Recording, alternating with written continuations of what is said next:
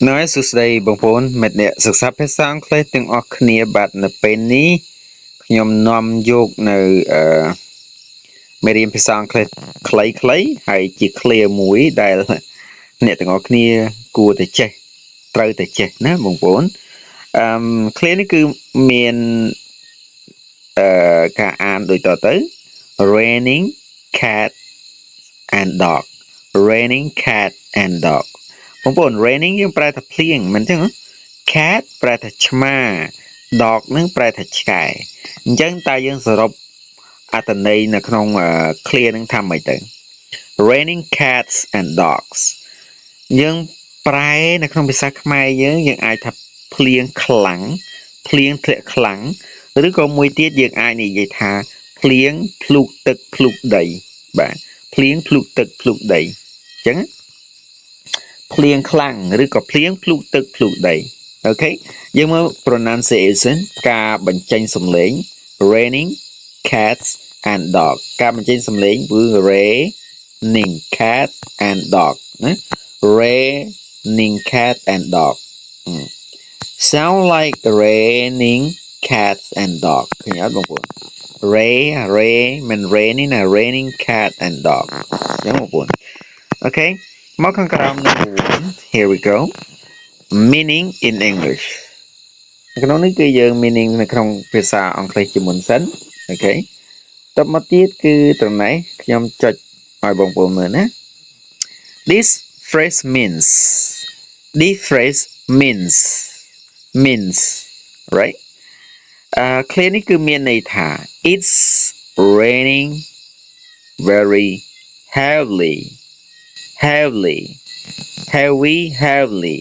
right heavily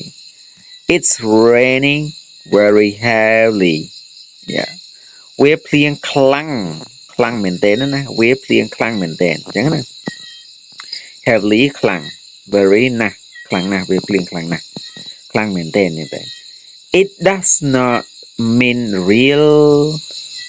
animals are falling វាមិនបានមានន័យថាសត្វនឹងសត្វពាហនៈឬក៏សត្វពាហនៈទាំងអស់ហ្នឹងវាភាគទៅលើមេឃនោះទេណា it just an expression used when it rains a lot and very hard វាគ្រាន់តែជាការ express បញ្ជាក់បង្ហាញដែលប្រើប្រាស់នៅពេលដែលវាភ្លៀងខ្លាំងឬភ្លៀងច្រើនឬក៏ភ្លៀងខ្លាំងណាភ្លៀងច្រើនឬក៏ភ្លៀងខ្លាំងម្ដងទៀតវាគ្រាន់តែជា expression ការបង្ហាញបញ្ជាក់នឹងការដែលត្រូវបានប្រើប្រាស់នៅពេលដែល use when ប្រើប្រាស់នៅពេលដែលវាភ្លៀងច្រើនឬក៏ភ្លៀងខ្លាំងអញ្ចឹងបងប្អូន number 2 right Khmer translation explain meaning right អញ្ចឹងយើងប្រែជាខ្មែរហៅអត្ថន័យ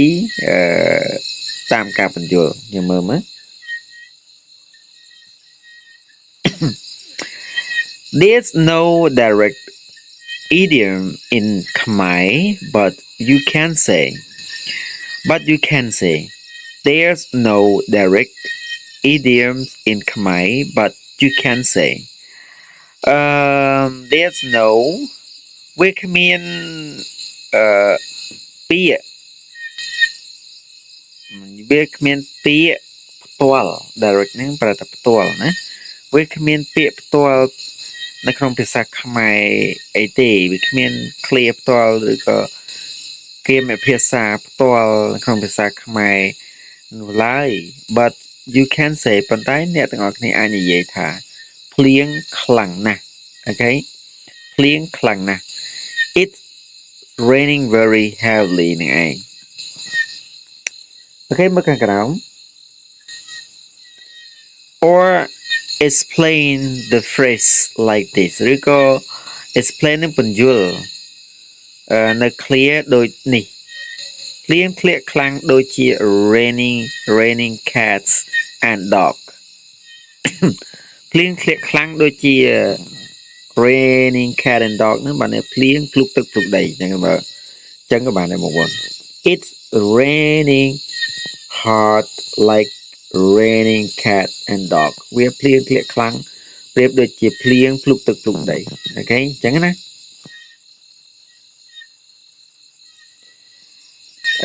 ទី3 three sample sentences ប្រយោគជាឧទាហរណ៍យើងមើល one I can't go outside I can't go outside it's raining cats and dog ខ្ញុំមិនអាចចេញទៅក្រៅបានទេវាភ្លៀងធ្លាក់ខ្លាំងអូខេវាភ្លៀងធ្លាក់ខ្លាំងណាស់អញ្ចឹងណាខ្ញុំមិនអាចចេញក្រៅបានទេភ្លៀងធ្លាក់ខ្លាំងណាស់អូខេទី2 number 2 last night it was raining cat and dog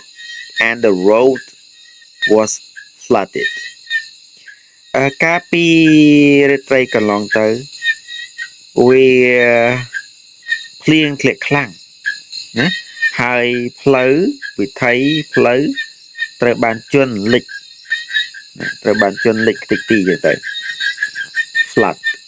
នឹងជន់លិចអូខេចំណុចទី3 don't forget your umbrella it might rain cats and dog later កុំភ្លេចយកឆ័ត្រទៅជាមួយផងវាអាចនឹងមានភ្លៀងធ្លាក់ខ្លាំងនៅពេលក្រោយអូខេវាអាចនឹងមានភ្លៀងធ្លាក់ខ្លាំងនៅពេលក្រោយហ្នឹងហើយបងប្អូនចំណុចទី4យើងមើល teaching tip អានេះគឺផ្ដល់ការបង្រៀនមកមុនណា Are you student ឥឡូវយើងសួរខ្ញុំសួរទៅកាន់បងប្អូនអ្នកមើលវីដេអូទាំងអស់គ្នាហើយឆ្លើយនឹងសំណួរនឹងចោះ Have you ever seen rain so strong it felt like raining cats and dogs តើបងប្អូនទាំងអស់គ្នាធ្លាប់ជួបប្រទះទៅនឹងភ្លៀងធ្លាក់ខ្លាំងដូចជា raining cat and dog នឹងអត់ភ្លៀងភ្លុកទឹកភ្លុកដីបងប្អូនអូខេអានឹងឆ្លើយមកហើយមួយទៀត What do people do when it rain heavily in your town តើប្រជាពលរដ្ឋធ្វើអ្វីនៅពេលដែលវាភ្លៀងធ្លាក់ខ្លាំងនៅក្នុងទីក្រុងរបស់អស់លោកអ្នកអូខេនេះជាសំណួរបងប្អូនអាចឆ្លើយសំណួរនឹងមកអរគុណច្រើនបងប្អូនវីដេអូមានប៉ុណ្ណឹង